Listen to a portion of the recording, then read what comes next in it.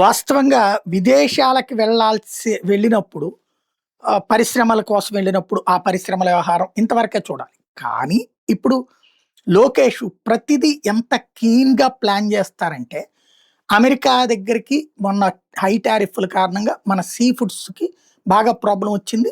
మన వాళ్ళు ఇబ్బంది పడుతున్నారు ఆక్వా ఇండస్ట్రీస్. దాన్ని కూడా ఇనిషియేటివ్ తీసుకున్నారు. ఆస్ట్రేలియాలో ఇప్పుడు 8 ఏళ్ల క్రితం మన వాటిటికి నిషేధం పెడితే, ఇప్పుడు ఆ ఆక్వా ఇండస్ట్రీ వాళ్ళతో మాట్లాడుకొచ్చారు.